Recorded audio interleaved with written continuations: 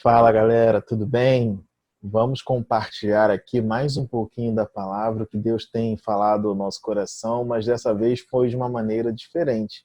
Diferente porque eu já tinha pensado, né, todas as vezes que a gente lê um mesmo texto, por várias vezes Deus fala de maneiras diferentes. E não foi diferente desta vez, só que a diferença foi que um jovem fez contato comigo me fazendo uma pergunta. E essa pergunta serviu para mim como um puxão de orelha da parte de Deus, porque eu planejei fazer algo um dia sobre essa dúvida, tá? E de repente vem esse jovem, ele vai saber que foi ele, não vou dizer o nome, né? Mas de repente eu respondi a ele e pensei assim, vou fazer uma coisa para falar com o pessoal. Como nós estamos em período de isolamento, eu pensei, vou fazer a transmissão, só que nem todo mundo tem acesso, mas ao YouTube todo mundo tem acesso, não é verdade? E então vamos compartilhar com vocês o que está no livro de Marcos, no capítulo 1, a partir do 40, onde Jesus cura um leproso. Olha só, gente. Aproximando-se dele, um leproso rogou-lhe de joelhos: se quiseres, eu posso ficar são. E Jesus disse: olha, eu quero, fique limpo.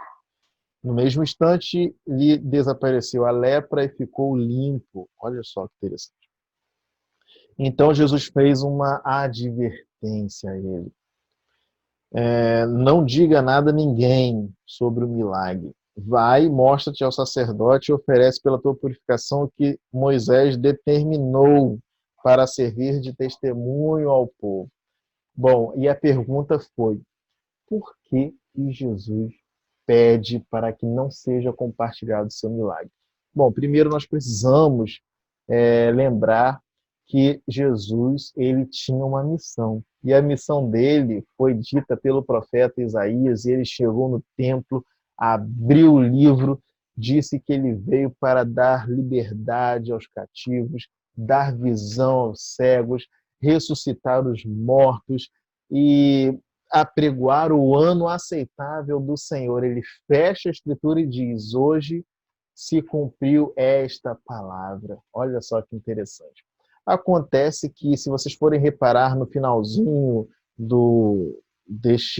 um pouco antes dessa passagem, os discípulos viram Jesus orando, ele se retirou para orar, se levantou na alta madrugada, diz o versículo 35, e no 36 eles procuravam Jesus e, encontrando, disse: olha, muitos estão te buscando.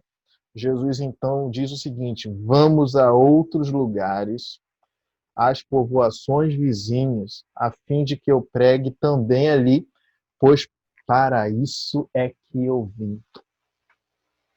Por que você veio ao mundo? Jesus sabia para o que ele veio ao mundo. A nossa palavra de hoje é para que você tenha certeza de por que você veio ao mundo. Eu sei por que eu vim. E você sabe por que você veio?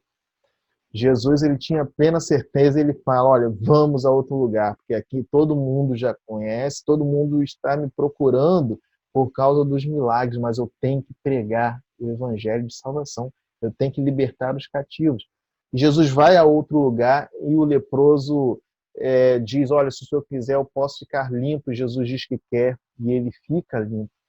Mas Jesus, ele, nesta passagem de Marcos, se vocês forem reparar, ele diz o seguinte: o tempo todo ali, pelos anos de 60, 64, 65 depois de Cristo, qual era o ambiente ali? Nero tocou fogo em Roma, colocou culpa nos cristãos, e ele estava ali em meio a muito sofrimento, querendo fazer com que as pessoas visualizassem a cruz de Jesus. Tanto é que no livro de Marcos, capítulo 8, versículo 34, ele diz: se alguém quiser vir após mim, negue-se a si mesmo, toma a sua cruz e siga-me.